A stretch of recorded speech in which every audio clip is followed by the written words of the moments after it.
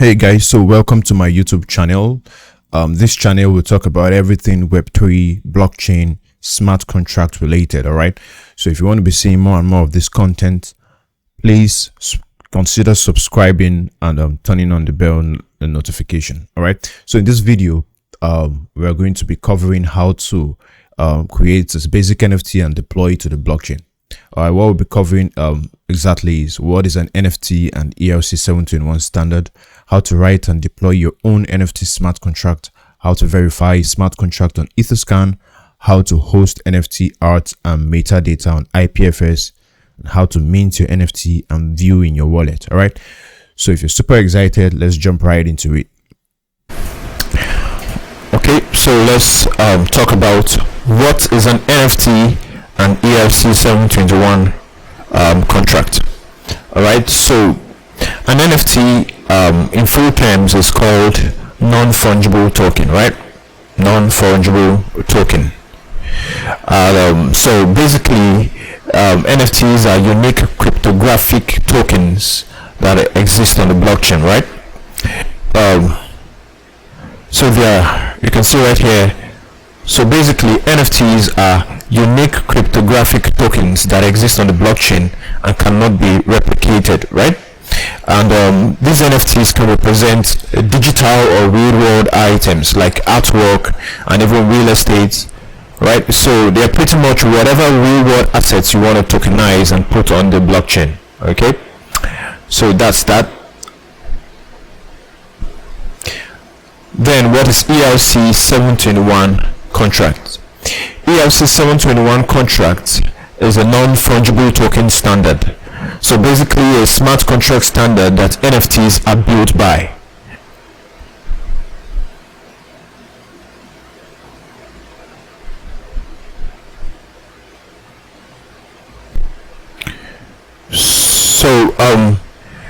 So basically it's a set of rules that dictates how ownership is transferred, the methods for confirming transactions, and so on and so forth, right? Who's the owner, who's the current owner, who the NFT was transferred to, the receiver, and the rest, right? So this ERC721 smart contract is a standard that must be compliant by every NFT you're creating, right? Code, right? So this is how the interface of the ERC721 smart contract looks like. Alright, so it has different set of functions. It has events. It has functions, right? So actually, you have to import this this contract into your own code and then implement it in your own contract, right? So that's how it works. Or we'll be implementing the ERC721 smart contract in this video, and you would understand how it works. Okay, so with that being said, let's move on to writing our smart contract to create an NFT. All right. Okay, before we go ahead, this is the completed code base of what we are going to be coding today on GitHub, and I've pasted the link in the description. All right, so in case you want to clone it and follow along. Right. All right, so let's jump into VS Code and start building out our smart contracts. All right, so we're right here in VS Code and we want to start building out our project. All right, so the first thing we're going to do is to set up our working environment. Okay, so we're going to be using Hard Art smart contract framework to create a new project. All right, so let me take you to the Hard Art this is the Hard Art documentation. All right, so it walks us through on how to set up our environment and create a new project. All right, so the first thing we need to do is create a folder. I've already done that, right? Done that by creating a folder called NFT Smart Contract, right? So, and then you cd into the folder, yep, and which I've already done. So the next thing we have to do is to run yarn init or you can use npm if you're using npm, but for me I'm going to be using yarn, right? So next thing is to install hard art. After doing that, running yarn add -- dev hard art, then you run yarn hard art, right? But if you're using npm, you run npx, right? So when you run this, it is going to prompt you to create a new project. Okay, so I'm going to start by running yarn init, right? So I will just click yes for all the questions. Okay, so our project has been initialized with a package.json, right? So the next thing to run is to install hard art. So we do that by running yarn -- dev hard art. Okay, so this is going to take a few minutes to install hard art. All right,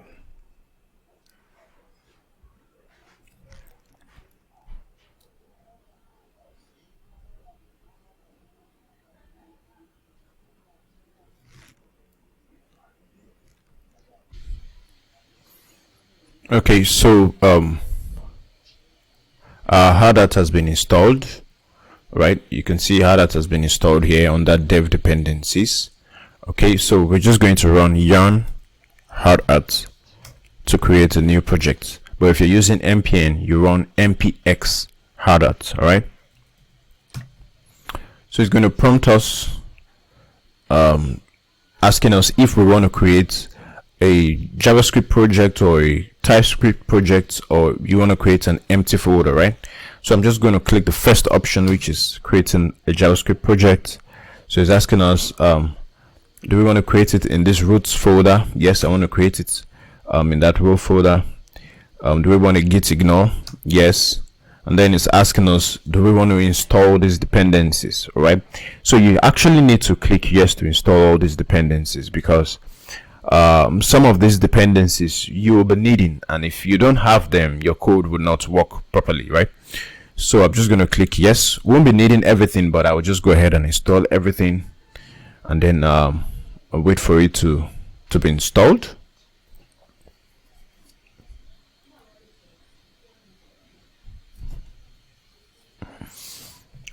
If you check the hard art documentation, you would see there's a step that actually requests you to install all those dependencies. These are the dependencies here, and this is what is being installed right now. All right, so that's that.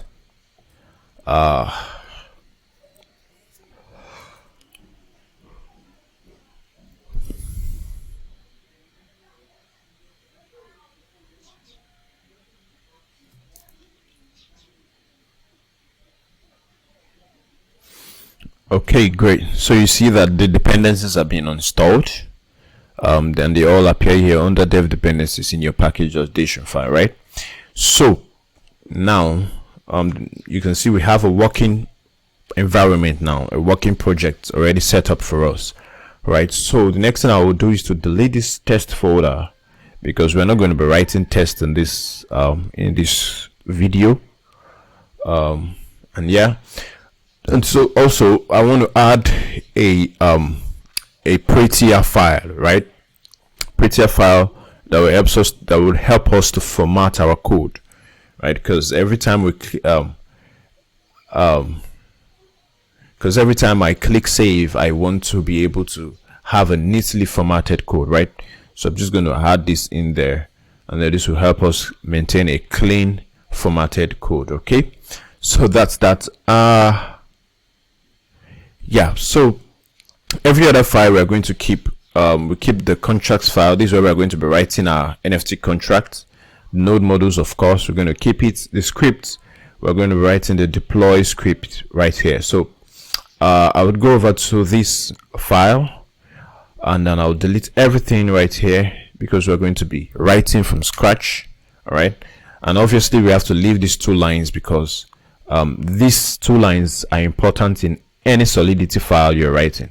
You must declare your license identifier, and you must declare your Solidity compiler version, right?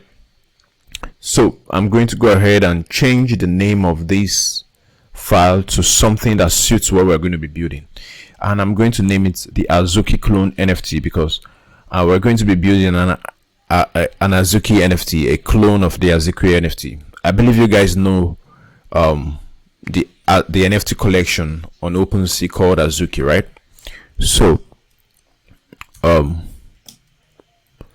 Azuki clone NFT. Sorry, I spelled that wrongly. NFT, right? So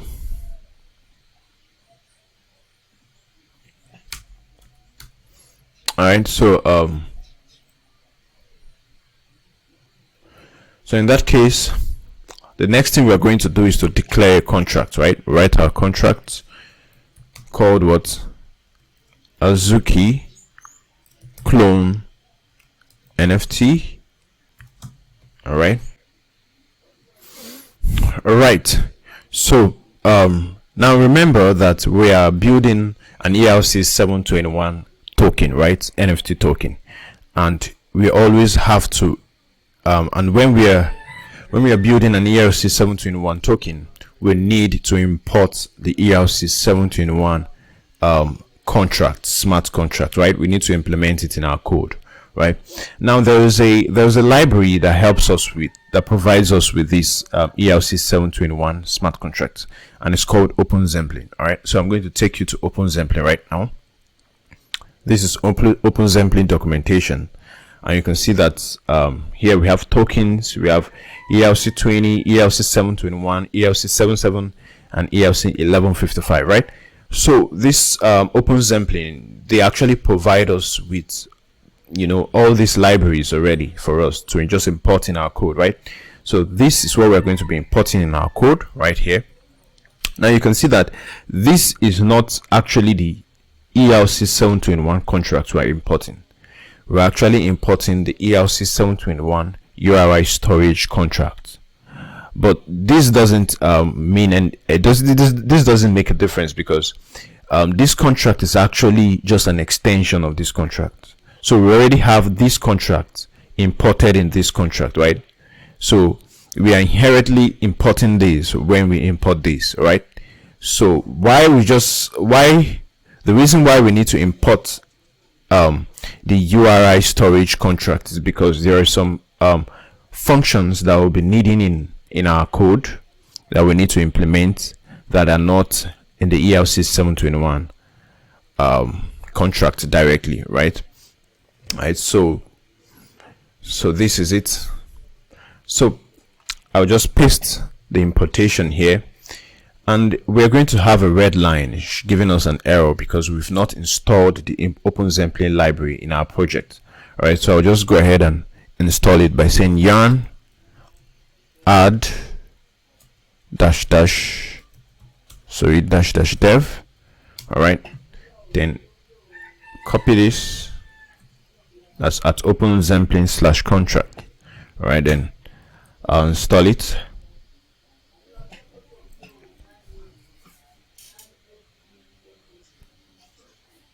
Now once this is installed, this error should go away, but I need to close and open this full file for it to take effect. All right, so you can see that the error is no longer there. Right now, since we've imported it, now we can now inherit it and say, hey, this contract actually inherits the ERC URI storage contract.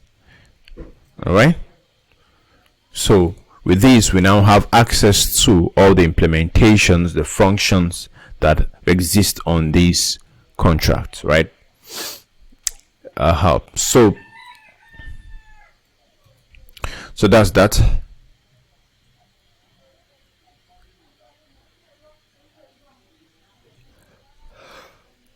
All right, so the next thing for us to do is to define the constructor. Every contract must have a constructor.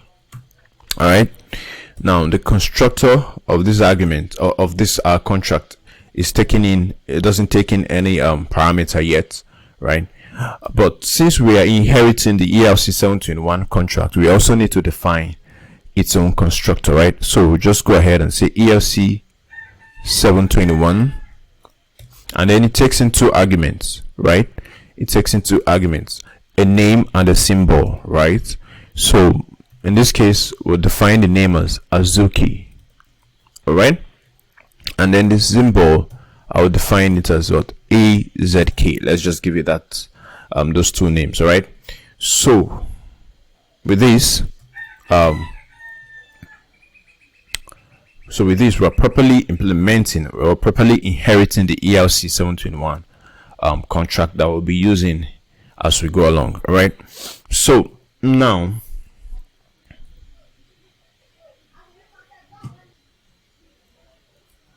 the next thing for us to do is to create a token ID, right? We're going to create a token ID that we're going to use to track the IDs of our contract. And we can actually create this as just a variable, but the best way to do it is to use something called a counter.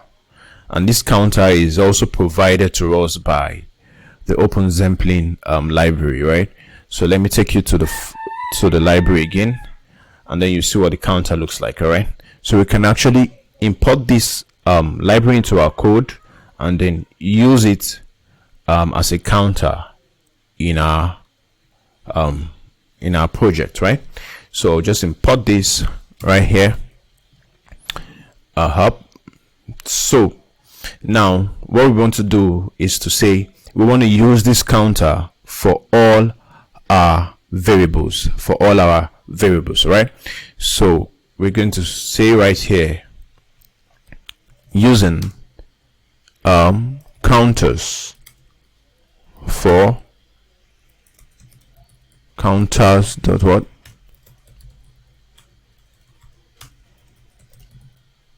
Using counters for counters dot counter, all right? And then we'll go ahead and declare the variable, right? So declare a variable, and it's going to be of type what? Counters dot what? Counter. I'll explain this shortly, all right? Private, and then token ID. Sorry.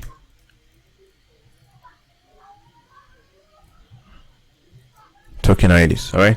So all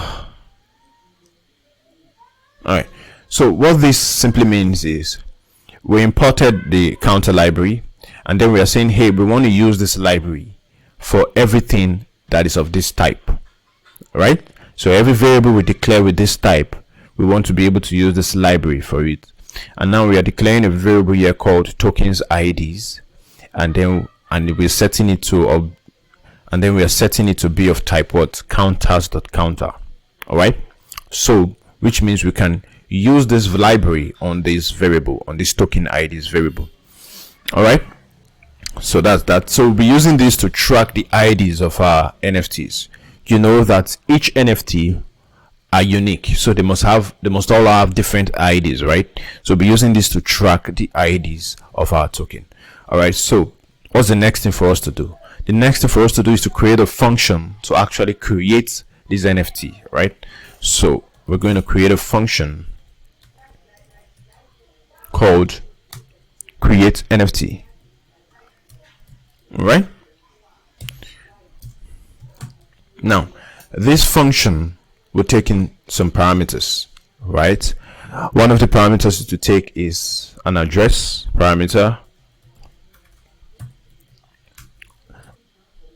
and this is the address of the person calling this create function, right?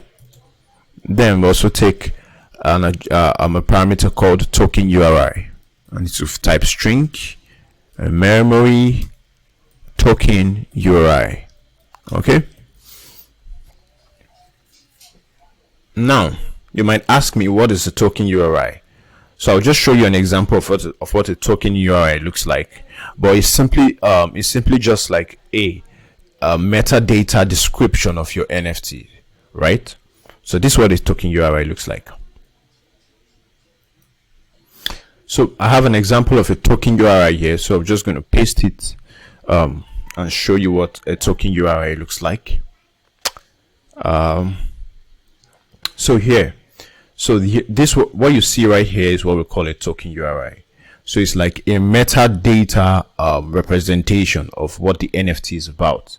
So it contains the name of the NFT, the description, the trait types, the values, the link to the image, and so on and so forth, right? So this is what a token URI basically is, and this is what represents your NFT on the blockchain. All right, so that is what is being passed in right here. All right, so this is the player, the person who is creating or minting this NFT, while the token URI is the NFT the person is trying to mint, right? So all right, so inside the function, the first thing we are going to do is to create a variable that will store the token ID. Remember that we are tracking the token ID here, right? So we're going to say uint 256, and we'll call it new item ID. All right, and then we'll set it equal to tokens ID dot current.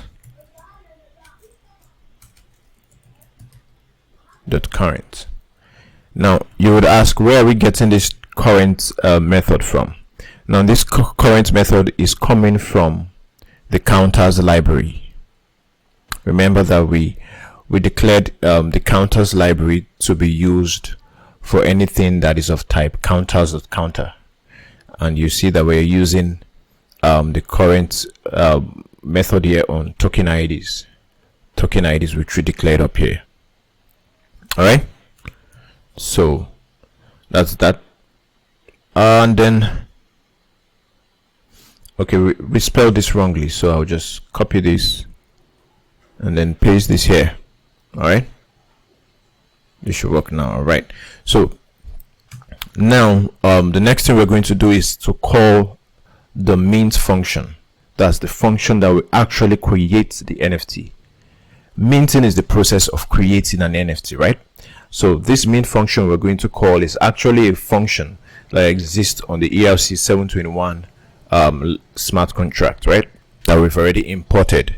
So we'll just say mint like this, and then it's going to take two parameters, player and what, the token ID, which we've created above. So we'll just reference this item like so. All right, so then what next? After we've created the after we've minted the NFT, then we want to what, set token URI. We want to call a function called set token URI. All right, so this function is responsible for setting the token URI. So we're just passing two variables inside this function, the token ID and then the token URI. Okay, so not like this, but like this. Okay, what the hell? All right, so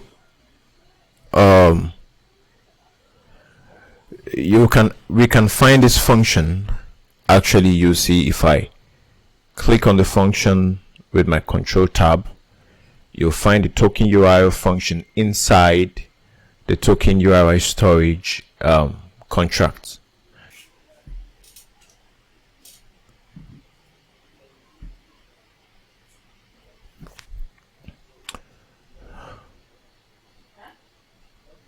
So what this function does is that it simply what sets the token ID.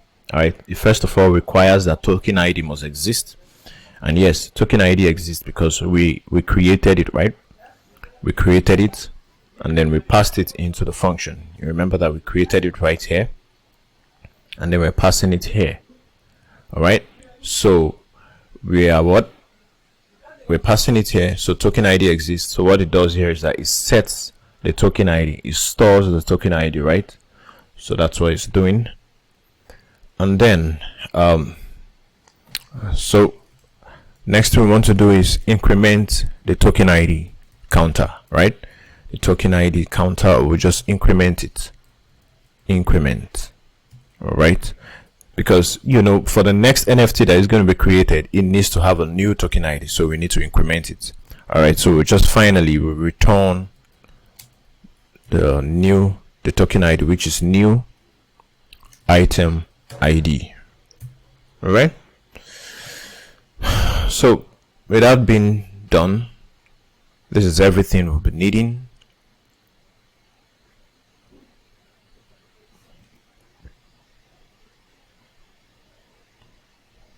So with that being done, so this is everything we'll be needing to create our NFT. But the little problem is here, because but there's a little error in our code, because you can see a red line here. So this says what we failed to specify the visibility, right? So right here we're supposed to say public for the visibility, and then it returns what? A uint. This is a uint 256 variable, so uint 256 variable. All right, so good and fine. All right, so this is all you need to create an NFT. This is all this contract needs to create a basic NFT. All right.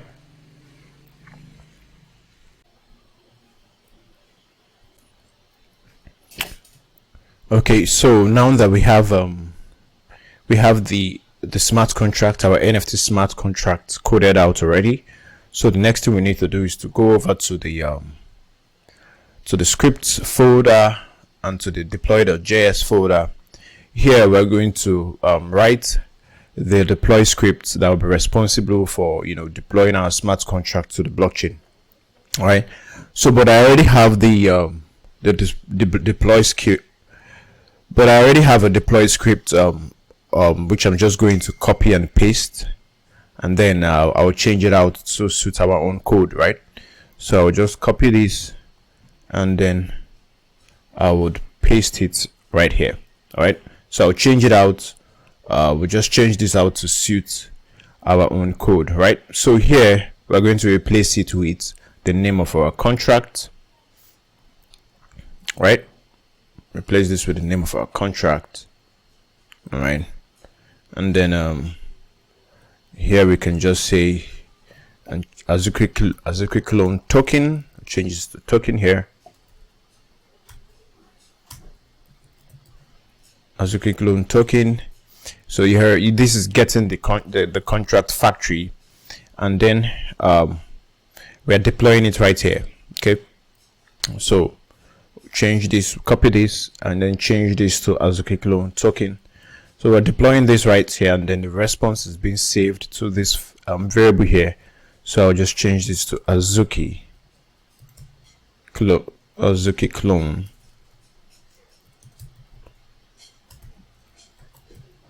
token. All right, please take note that this variable is different from this. You can see that this one has a capital A, while this one has a small a, right? Yeah, so then here we're just logging out the the contract address, right? So we use this, change this to Azuki clone token, then the address. All right, so this is enough to deploy our smart contract to the blockchain, our NFT to the blockchain, right? So that's that. Okay, so all right, so now that we've written out the compilation, now that we've written out the deployed script, so let's go ahead and compile our code to see if there's nothing wrong with it. All right, so we just say yarn hard hat compile. All right, so this is going to compile our code for us.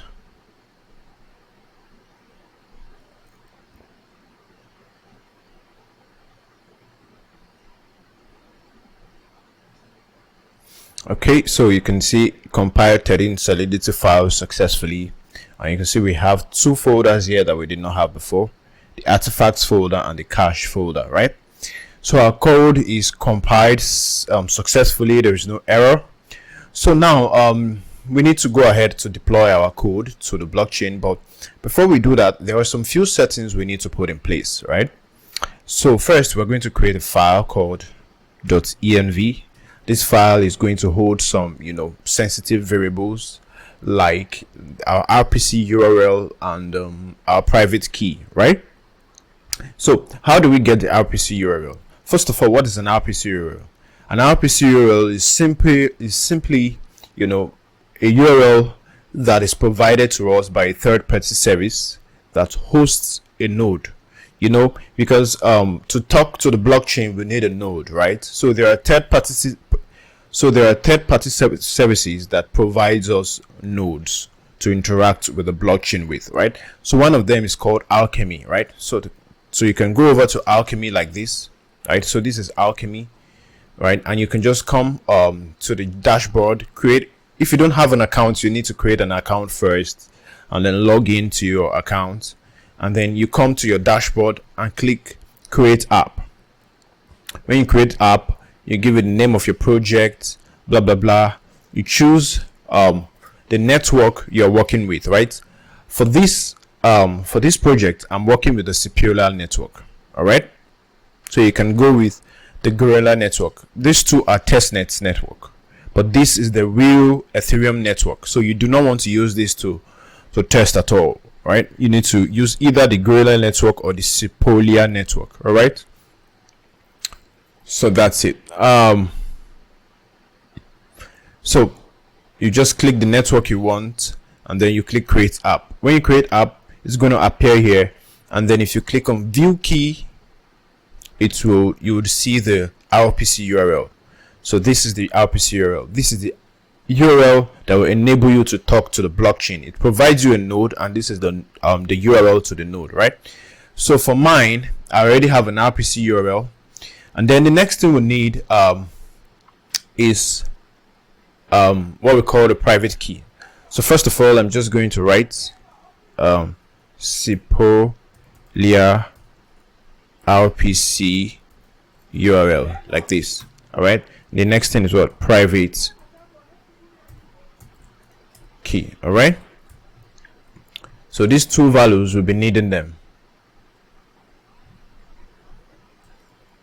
All right, so how do you get the private key? The private key is simply gotten from your MetaMask. So you go over to MetaMask like this, you click on your MetaMask extension. Okay, so once it opens, right, you come over to any account you want to use to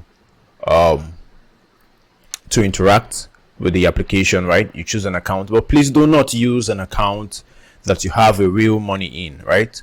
Don't use an account you have a real money in. So this is my test account. I use this for development. All right, so I'll just say check account details, and then you click export private key, then you type in your password, right?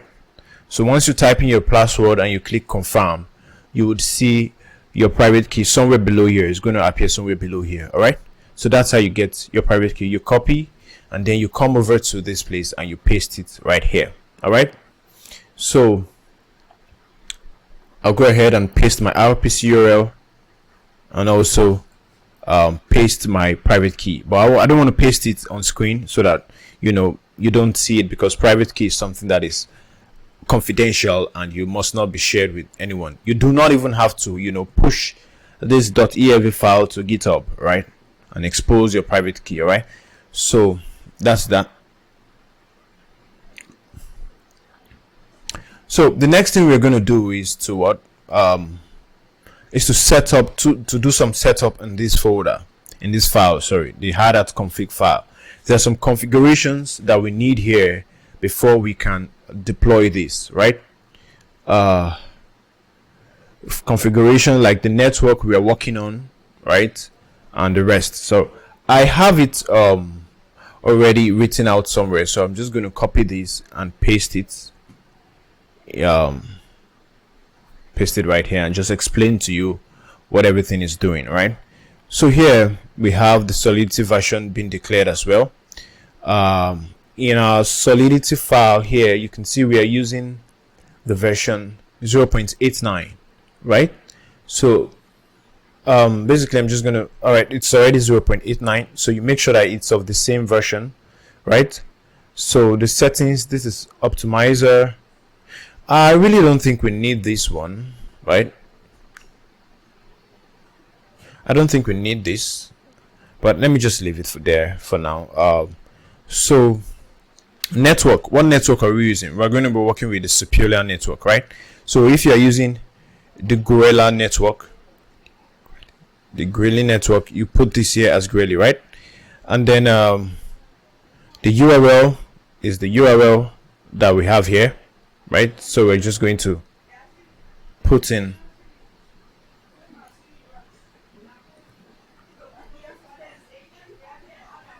so this Superior RPC URL is what we declared in our .env file, right? So a private key, you also what we declared in our .env file. So you'll be asking, how did we get this into this file? How can we access these values into this file, right? So it's through something called the .env package, all right? So I'm just gonna, and we need to install it in our code. So we'll just say yarn add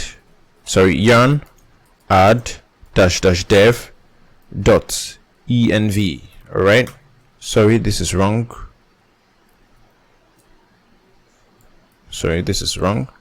Yarn .env spelled like this, all right?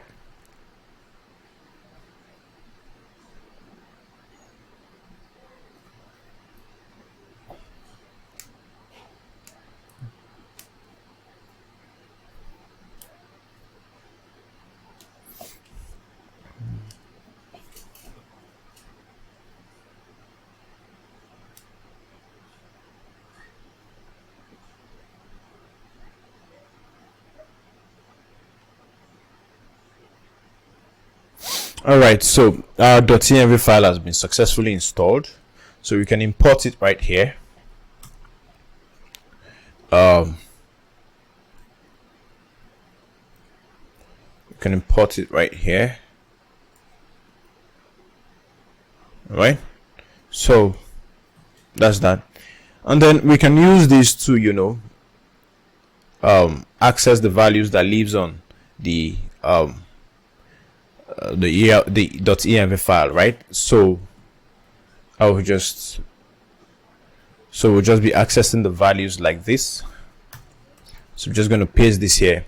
So we're saying process.env.superior RPC URL, which is what we declared in our .env file, and then the private key, which is also what we declared in our .env file, right? So that's how we are getting these values in this file, all right? We won't be needing this, right? We won't be needing this, so I'm going to take that away. Even with this, we won't be needing that, all right? So yeah, all right, so this will remain, of course, and I'll just leave this, all right? So that is it.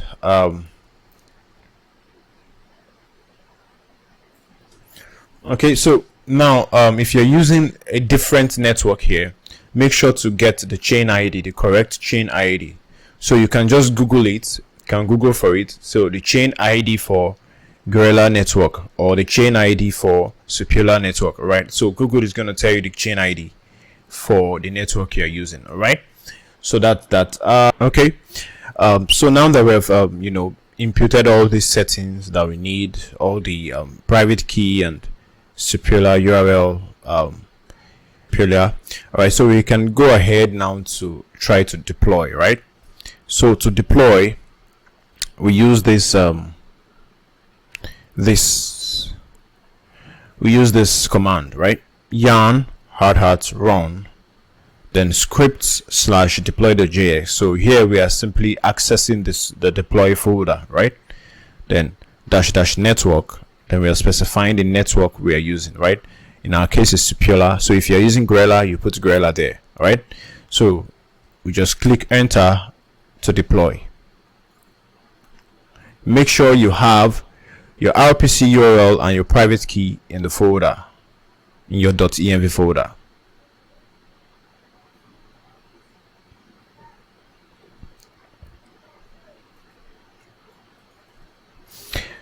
So we have an error here. You can see we have an error, and this error is it says insufficient funds. All right, and that's because the wallet address, or the account I'm using to trying to deploy to the blockchain does not have any test ETH, does not have any circular test ETH, right? So we need to get a test ETH for it. So you need to get the address of whatever account that you put the private key in the .env file, and then come over to something called the gorillafaucet.com. You come over to this website to get some test ETH. So if you're working with Gorilla, you impute your wallet address here and you get some test ETH. But for me, I'm working with Supula, so just go ahead and click on Supula. Some Supula test ETH. So we'll just come again and then try the deploy again one more time. All right. So you make sure you get some test ETH before you come back to try this.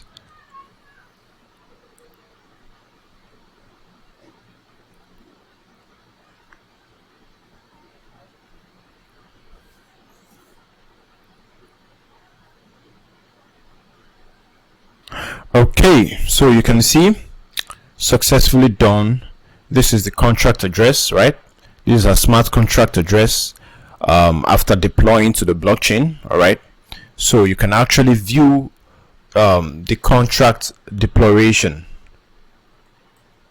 So you can actually view the transaction on the blockchain. You just copy the contract address and you come over to, so I come over to Supula Etherscan, right? Supula Etherscan.io. So if you're using Gorilla, you have to come over to Gorilla Etherscan.io, right? So, and then you paste your contract address right here.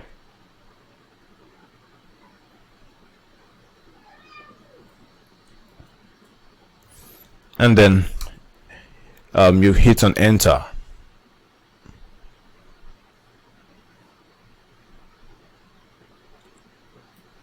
Right, so you can see created 54 seconds ago, contract creation. This is the transaction hash. So this is the contract that we just created, right?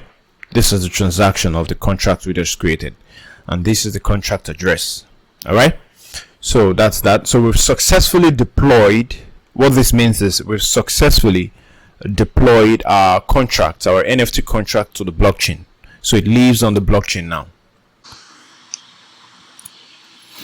Okay, so having deployed our contract to blockchain, the next thing we want to do is to actually,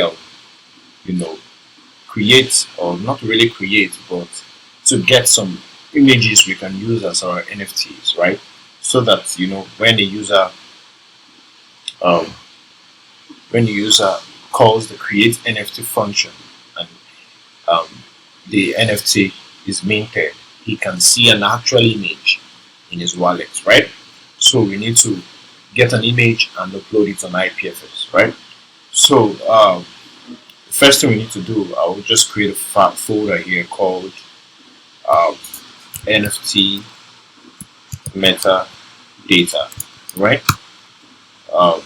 This folder is just for our own personal use, nothing more, right? We're not going to be deploying this, or we're not going to be pushing this to GitHub at all, but it's just a folder that we want to save our NFT. So I'm going to create a file within this folder called 0.json. All right, JSON, not JSON, but JSON. All right, so yeah. Then this folder will contain the metadata, right? Sorry, this file will contain the metadata. The metadata would look something like this, right? I think I showed you previously how an NFT metadata or NFT URI looks like, right?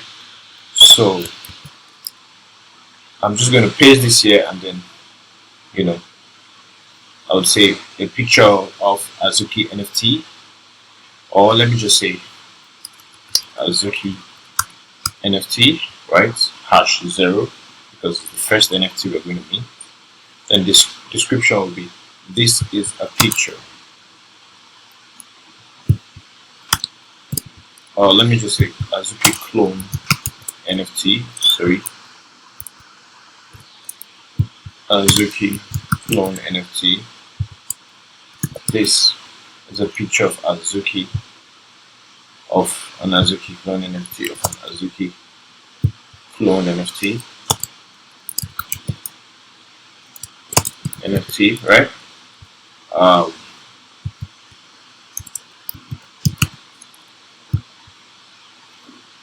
For now, we do not know the image, right? So just take this off. For now, we do not know the image, right? So just take this off, all right? So secondly, we are going to create another folder here, that another file here that contains the image that we are going to be using as our NFT, right? So I'm just going to,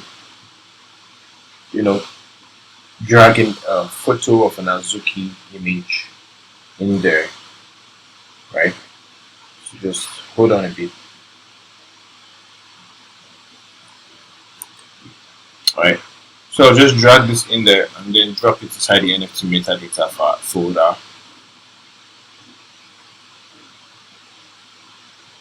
Okay, so, and I'll change the name of this. I'll rename this to I'll just say 0.png, right? This will be 0.png, because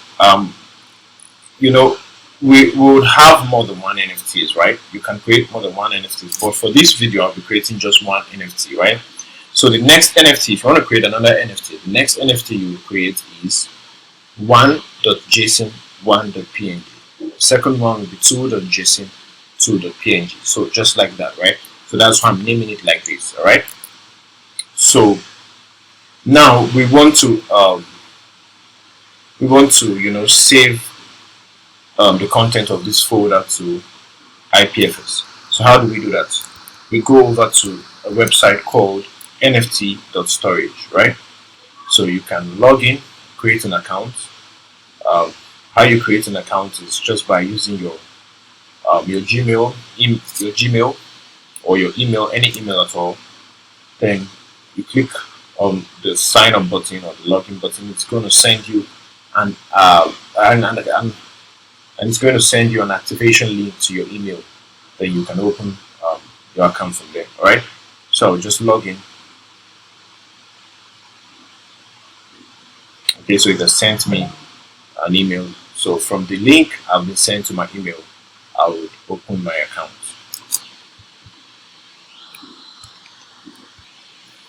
Okay,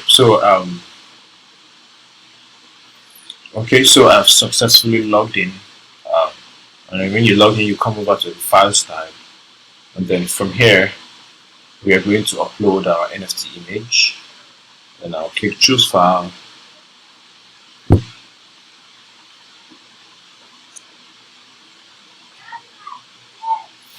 Okay, so this is the image right here, 0.png. All right, so select this and then click upload.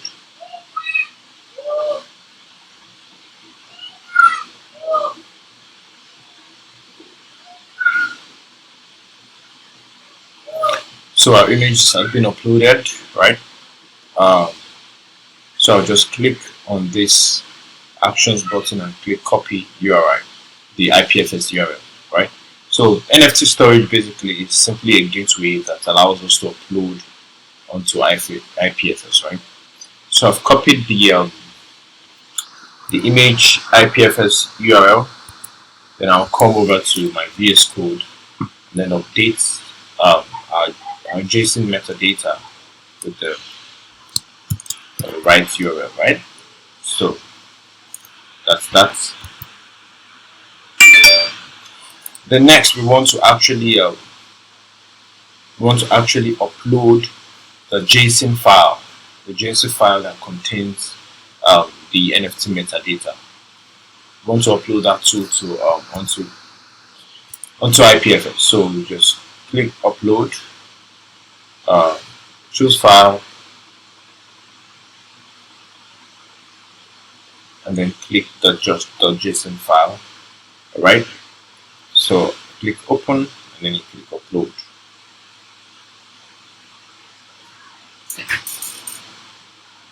Okay, so this also has an IPFS URL. That's the token URI. So this is what we refer to as the token URL, right? Okay, so that's the actual NFT we are minting, right? This represents the actual NFT we are minting. The image is just a representation of this, but this is actually what lives on the blockchain and what is represented as the NFT on the blockchain. This metadata, this JSON metadata, right? So this is what we're going to be using to do the actual minting, right? So we'll come back to this page later, alright? So now that we've uploaded metadata onto IPFS, now let's actually let's try to mint the NFT, alright? So to mint the NFT, we need to call this function, right? We need to call the create NFT function. We need to call this function, alright? But how do we interact with our smart contract, alright? So now remember that we've deployed the smart contract to the blockchain. Do you remember that? We deployed it to the blockchain, okay? So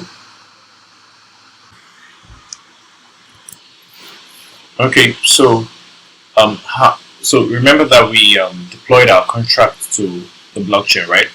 So we can actually view it on Etherscan like we did before, right? So let's go back to Etherscan. Alright, so yes, this is Etherscan, and then if you still have your contract address, just paste it right here. But if you do not have your contract address, just redeploy your contract address. It will give you a new address, and then you search it. Come over to Etherscan and then you search for your contract. Alright.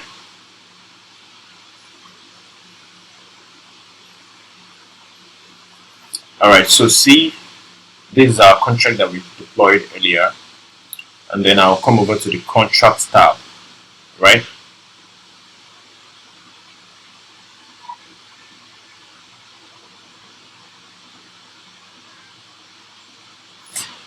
So when you come over to the contracts tab, it opens you something like this. Now you can see that our contract is not verified. It's asking us if we want to verify and publish it, right? So in order for us to be able to interact with our contract, we need to verify our contract first, right? So let's get on with that, right? So I'm going to click the verify and publish button right here. Okay, so and then I'm going to click. You select the Solidity JSON input method,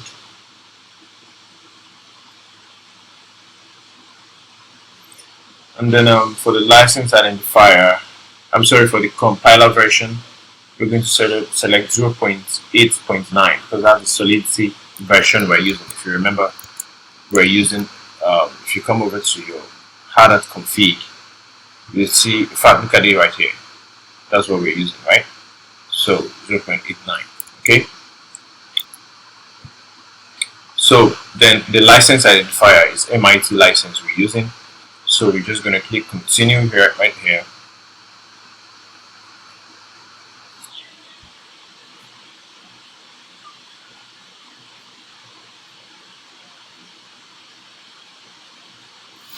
Okay, so here is asking us to upload that .json file, right? The .json file. Okay, so here is asking us to upload a file. Now this file that you're going to upload right here is a JSON file, and I will show you how to get this file right now. So you go over to your VS Code, and then I'll just create a file called input impute.json. Okay, and I'll show you what the contents of this folder or this file is going to be. So now we need a file, a JSON file. That JSON file is actually the input. It's actually an input object we're going to be getting from our build info folder. So go over to your build info folder under the artifacts folder and click on the file that you see inside the build info folder. Right, so you'll see a large piece of code open up like this. And right here, this is the input object that we are going to copy. Right, that's the input object that we need.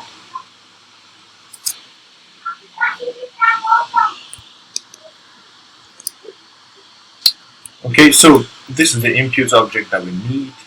So we can actually just copy the input object by just collapsing it. Then copying the object like this.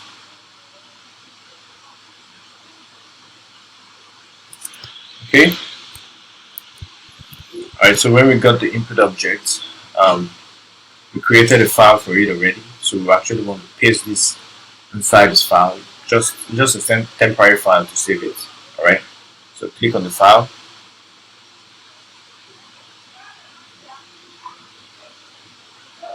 And then paste your input object right here. Okay. And then save it. Go ahead and save it. Then after saving the file, you go back to Etherscan. And then you upload the input.json file. So you come over here. Then you locate your projects. And then you locate the input.json file. Alright, so with that, you can click. The next thing you do is to click to upload file.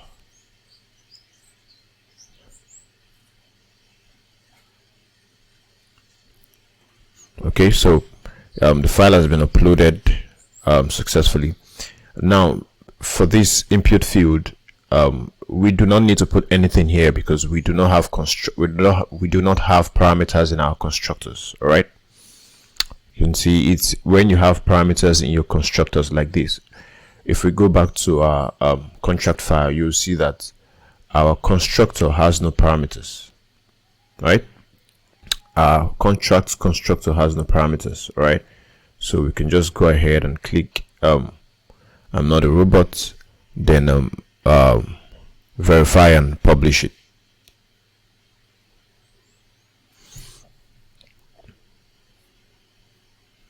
So just sit back and relax and watch your smart contract get verified. All right, so you can see successfully generated bytecode and API for smart contract this. All right, so so you just want to click on this to view your verified smart contract. You can see your contract is verified. You see this green check mark right here.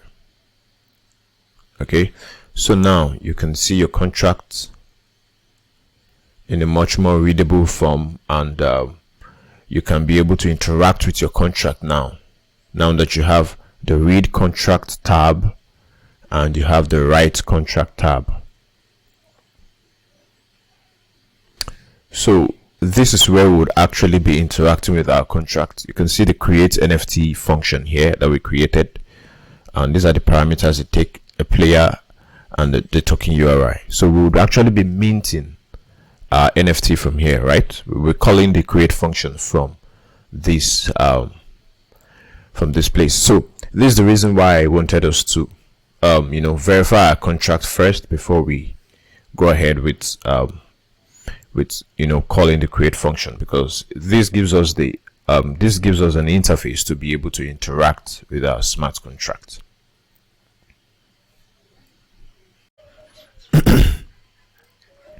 All right, so now that we have our contract verified, we want to try and mint an NFT now and see how it works.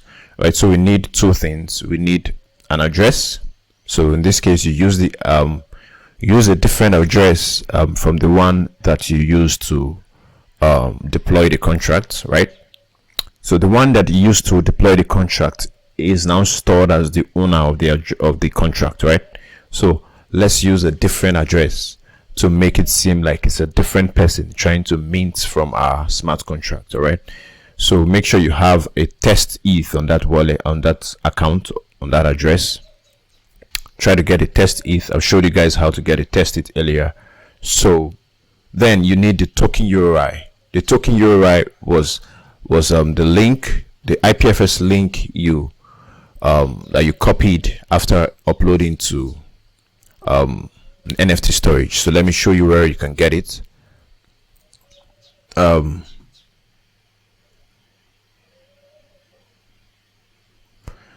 it's right here. If you go to NFT storage, the token URI, so make sure you copy the IPFS URL of the JSON file you uploaded, not the image file. All right, the JSON file you uploaded, because that is really what the token URL is, not the image file but the JSON file. All right, so you get those two details, then you come over to Etherscan. So you come over to Etherscan, and then you paste the address you want to use. In this case, I want to use a different address.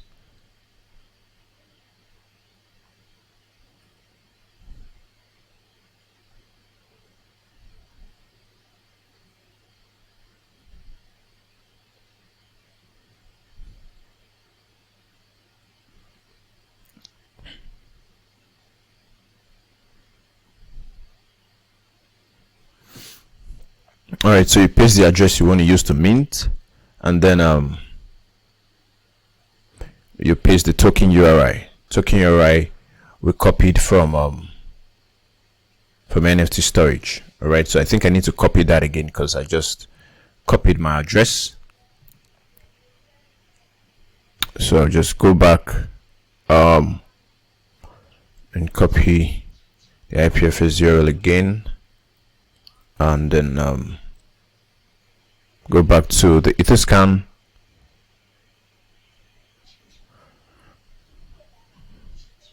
All right, so before you do that, you need to connect to Web3. All right, so we have to connect our wallet to Web3.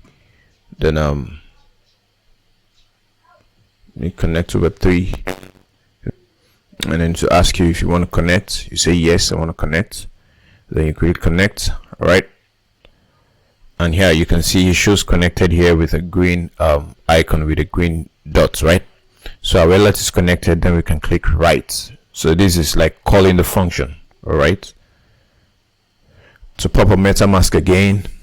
So here we click confirm, and then you see the view your transaction button has shown, right? So you click view your transaction.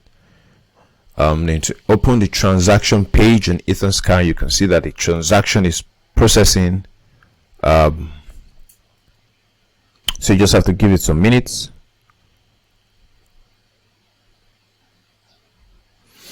All right, so you can see success. NFT has been successfully minted. So this is the contract address, the contract address of our NFT, and then you can see ERC721 token ID of 0, because this is the first NFT we've minted on this smart contract. You can see the name of our NFT, Azuki. So voila, your NFT is now live on the blockchain, right? We've successfully created an NFT from our smart contract, and it's live on the blockchain. So okay, so it's not enough for us to just see the transaction of our minted NFT on the blockchain. The joy for us to see the NFT we've minted live on our wallet, right? So how do we see the NFT we've minted live on our wallet? So right, so you can just go over to your wallet,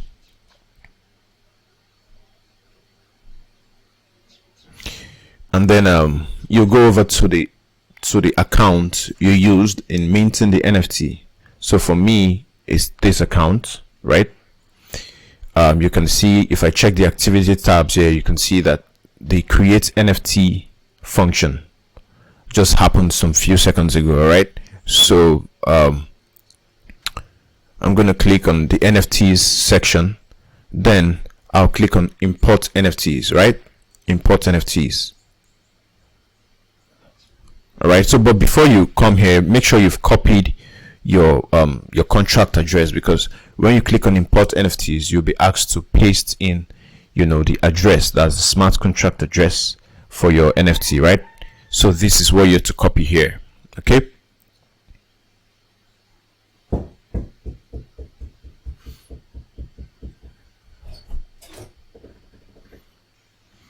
you paste in your smart contract address right here, then the token ID will be 0. You can see the token ID is 0 because this is the first NFT we've minted, right?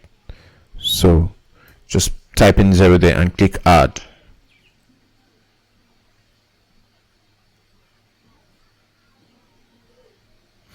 Now you can see NFT successfully added. See your NFT here, Azuki. All right, so you can just click on it to view it larger. All right, so this is your minted NFT live on your wallet. All right, so you can click on the NFT to see the details. There's the source, there's the image URL. If you click on it, it's going to open up in another tab, right? This is the contract address. All right, so you can see the name that we gave it in the metadata and everything. So this is how you create an NFT and mint an NFT, right? Voila, we are done, and this is all about creating an NFT on the blockchain. All right, so so that's just it, you know, that's just it. This is your NFT live on your wallet. And if you like this tutorial and you would love to see more of this, please subscribe to this YouTube channel, and you know, I'll be giving you guys more of Web3 related contents and blockchain and, you know, smart contract and all of it like that. All right, so I appreciate your subscription. All right, so I'll see you in the next video. All right, so bye for now.